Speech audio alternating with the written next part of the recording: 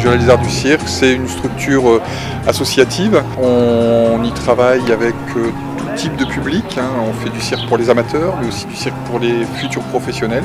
On accueille des artistes en résidence et on fait un petit peu de diffusion de spectacles également. On a toujours eu une volonté d'être dans l'économie sociale et solidaire. On a un fonctionnement associatif avec un bureau et un conseil d'administration très actif en fait. Et puis dans le fonctionnement aussi en direction des salariés, on a toujours eu une volonté de travailler, d'allier le social en fait et une politique sociale très développée au sein du Centre des Arts du Cirque.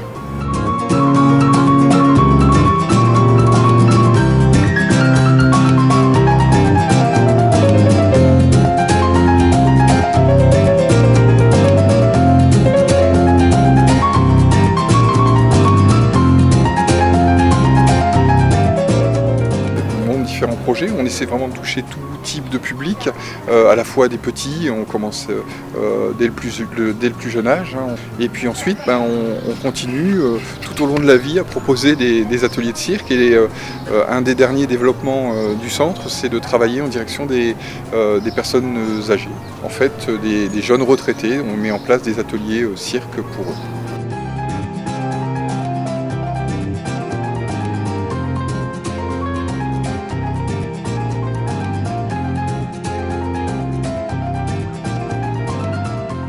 On a une formation professionnelle également, enfin on a deux formations professionnelles, une formation d'artiste et une formation de pédagogue. La formation d'artiste, c'est les jeunes qui viennent ici se former pendant 1 à 3 ans pour devenir artistes de cirque. Donc on travaille sur le machinois, on travaille les portes acrobatiques, l'équilibre, la contorsion, la jonglerie. Donc ces techniques-là sont développées et à côté de ça, il y a toute une formation qui est mise autour de ça, avec de la danse, du jeu d'acteur, etc. Sur cette formation d'artiste, par exemple, il y a une suite aussi logique pour nous, c'est de partir sur une pépinière d'artistes, une pépinière où on accompagne des jeunes qui sont passés en formation dans la professionnalisation, dans la création d'un premier spectacle. Et tout se mélange, c'est ce qui est une particularité du lieu, c'est qu'un enfant qui sera dans un chapiteau ou dans une salle, il n'a pas besoin de faire des kilomètres pour rencontrer des artistes, il passe la porte de la salle d'à côté et puis il va rencontrer des artistes. Et des artistes viennent parfois travailler dans des salles où il y a des personnes handicapées, etc. Et ce brassage, pour nous, c'est quelque chose d'important parce que ça met l'artiste et l'adhérent, je dirais, amateur, en contact permanent.